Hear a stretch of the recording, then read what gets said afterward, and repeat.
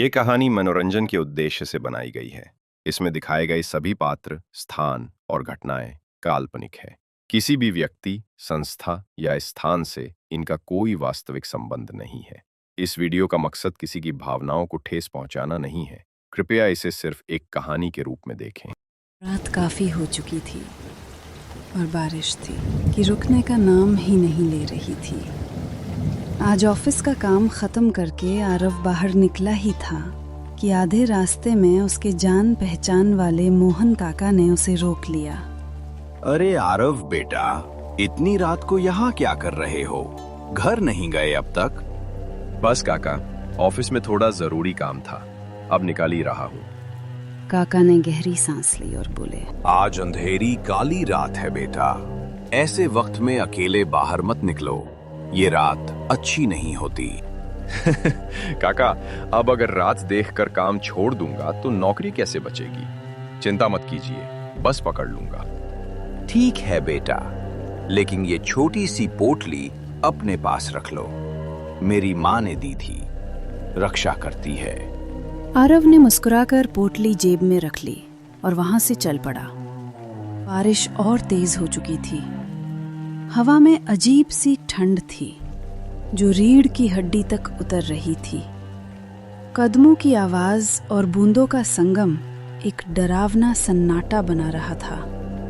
थोड़ी देर बाद वो बस स्टैंड पर पहुंचा, मगर वहां कोई नहीं था। कुछ देर इंतजार करने के बाद उसे एहसास हुआ कि शायद आखिरी बस जा चुकी है। तभी दूर दूर सड़क के किनारे एक लड़की दिखाई दी। वो गुलाबी साड़ी में बैठी थी, सिर झुकाए हुए। आरव ने गौर से देखने की कोशिश, लेकिन तभी बिजली चमकी और जब उसने फिर देखा, वो वहां से गायब थी। दिल की धड़कन थोड़ी तेज हो गई थी। तभी पीछे से आवाज आई, आप अकेले हैं क्या? वो उसी लड़की की आवाज थी।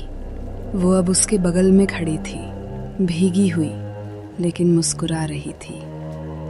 इतनी रात को यहाँ क्या कर रहे हैं? डर नहीं लगता? डर कैसा? बस का इंतजार कर रहा था। आप? मैं भी, पर यहाँ अजीब अजीब आवाजें आ रही हैं, जैसे कोई रो रहा हो।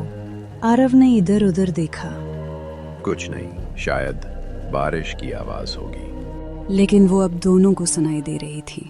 कोई पुरानी कविता गा रहा था, एक बहुत धीमी दर्द भरी धुन।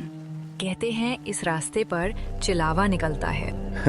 अरे वो सब किस्से हैं, कुछ नहीं होता ऐसा।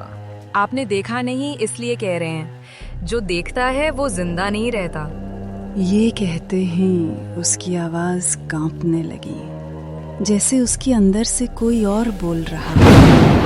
तभी बिजली चमकी, वो गायब। आरव ने पीछे से आवाज सुनी, यहाँ कोई नहीं आता, सिर्फ मैं। कौन है वहाँ? वो फिर सामने आई, लेकिन अब उसका चेहरा डरावना था। आंखें खून सी लाल, बाल उड़ रहे थे। आरव पीछे हटने लगा। उसका दिल तेजी से धड़क रहा था। वो चलावा हवा में तैरता हुआ उसकी ओर बढ़ रहा था। दूर रहो! आरव ने जेब से वो पोटली निकाली और खोल दी जो उसके काका ने दिया था। चमक की एक लहर फैली और वो धुएं में बदलकर गायब हो गई। सन्नाटा छा गया। आरव धीरे धीरे चलता रहा। तभी उसे ढोल और नगाड़ों की आवाज सुनाई दी। वो उस ओर बढ़ा और सामने देखा एक पुराना मेला। टूटे झूले, जले हुए स्टॉल्स और हवा में झूलते पुतले। ये मेला तो सालों पहले बंद हो गया था।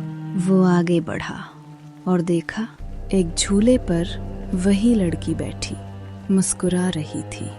कहा था ना, कोई नहीं बचता। वो धीरे धीरे उसकी ओर बढ़ी। आरव ने फिर पोटली उठाई, लेकिन अब वो राख बन चुकी थी। हवा गूंजने लगी, पेड़ झूमने लगे और आरव का शरीर जमीन पर गिर पड़ा। सुबह की हल्की धूप के साथ एक राहगीर ने आरव को सड़क किनारे पाया। वो जिंदा था, लेकिन उसकी आंखें अब खाली थीं। कहते हैं उस रात के बाद आरव कभी वैसा नहीं रहा। कुछ कहानियां हर बरसात में लौट आती हैं और आज भी जब बारिश होती है कोई ना कोई काली रात का चिल्लावा बन जाता है। यदि आपको ये कहानी पसंद आए और आप ऐसी कहानियां देखना पसंद करते हैं तो इस चैनल को लाइक, शेयर और सब्सक्राइब करें और कमेंट करना ना भूलें, जिससे हम जब भी नई डरावनी कहानी अपलोड करें तो सबसे पहले आपको मिले।